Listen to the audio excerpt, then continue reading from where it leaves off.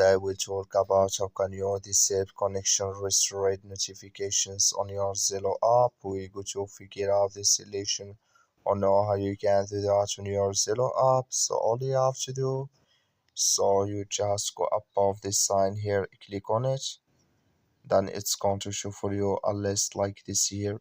Then you click here on options, come to this list here. Then all you have to do now, so you just click here on notifications, just click on it, then you come to this list here. Then all you have to do now, you just scroll down, come here to connection restored here, click in this sign.